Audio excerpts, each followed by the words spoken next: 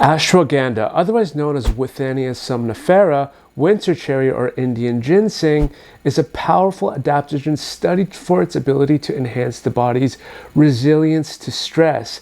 And from its long history of use in Indian Ayurvedic medicine as a Rasayana or tonic, all the way up to present day, ashwagandha has been used to help insomnia, bolster the immune system, as well as reduce stress.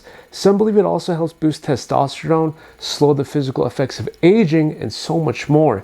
In this video though, I wanted to compare the different versions of ashwagandha, KSM-66 versus Sensoril versus Shoden, and see which one is best, so stay with me till the end. Also, real quick before we get started, it would mean the world to me if you hit the like button down below for the YouTube algorithm and turn the bell on to stay up to date with new weekly videos. Now, one of the reasons why it's so tricky to pin down what exactly in ashwagandha is responsible for its number of different benefits that we mention is because there are hundreds of active compounds, and those you find in the root of the plant can vary widely from those found in the leaves, which makes even finding the right supplement even trickier.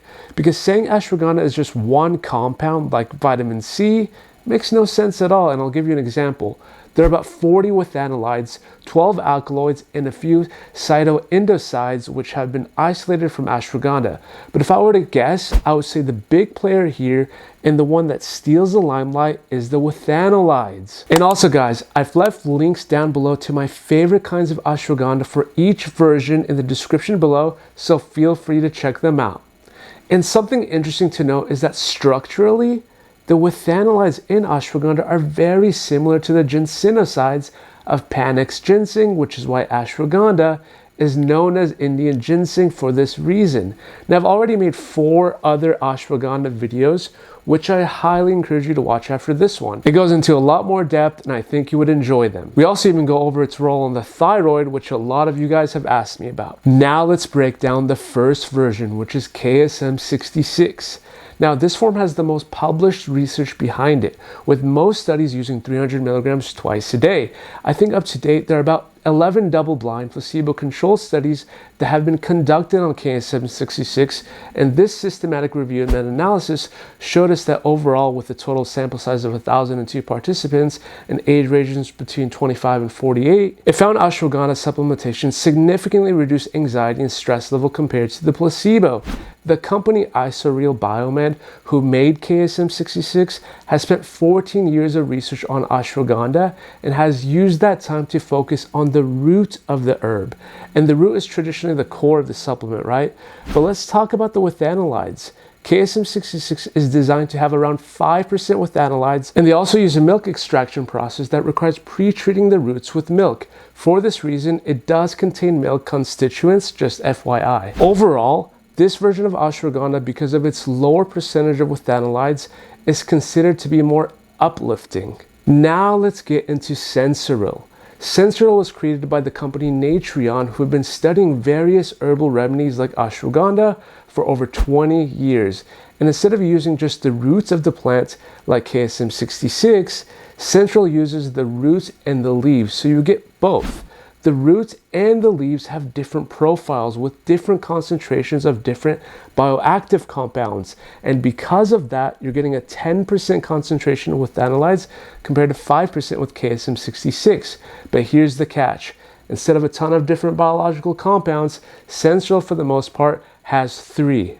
The withanolide glycosides, oligosaccharides, and the most active one being withaferin A. And withaferin A has anti-inflammatory properties tied back to its ability to suppress alpha-2 macroglobulin, nuclear factor kappa B, and AP1, which we can discuss at a later date, of course. Another big difference is in the dosing. You see, KSM-66 had a lower concentration of withanolides, right? Meaning you need a higher dose of the supplement to get a therapeutic effect. Sensoril is more concentrated with 3 compounds that I mentioned, which is why you find doses as low as 125 milligrams. So overall, this is the one that you want to go with if you want that calming effect. Some say it can be too calming though, so it might be one that you have to actually play around with. Now let's talk about Shoden Ashwagandha that was created by Arjuna Natural.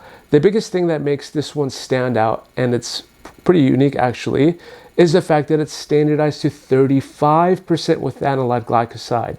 They use a multi-step solvent extraction process, which is a patent they have applied for, with the extraction solvents being just water and ethanol.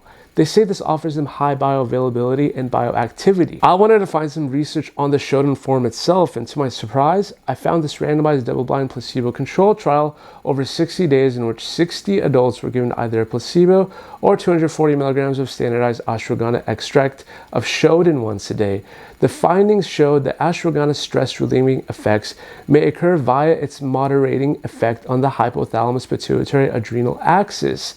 But of course, more studies are needed. But being at 35%, this will be the strongest one you will find. So expect the effects to be a lot more heightened, and with that said, the calming effects as well, especially for sleep, which this one did surprise me a little bit. This study showed us that a group of healthy individuals exhibiting symptoms of non-restorative sleep were administered 120 milligrams of standardized ashwagandha extract of Shoden once daily for 6 weeks. It was observed that 72% of the subjects improved their sleep quality compared to 29% in the placebo group. In the treatment group, there was a significant improvement in sleep efficiency, sleep duration, and total sleep time, as well as an improvement in wake after sleep onset. Now, in terms of which one is better, ultimately deciding between KSM-66, Sensoril, or Shoden will depend on what you're hoping to achieve. Everyone will have different preferences, so it's best to go with one that most closely aligns with your supplementation goals. KSM-66 if you want an uplifting experience, which is preferred by athletes; Sensoril if you want a calming experience; and Shoden if you want flat out potency. But with that said, always talk to your doctor first before trying out supplements like ashwagandha to see if you're the right candidate for them. And remember, this is one of those cases where you have to be the judge and weigh the pros and cons against your own goals, health history, and personal food philosophy. Because ashwagandha is not for everyone, and I've highlighted things to know before you start taking it in this video, which I encourage you to watch here. But I'm more curious to hear from you guys though. What are your thoughts on the different kinds of ashwagandha? Leave them down below. And until then guys, I'll see you on the next one.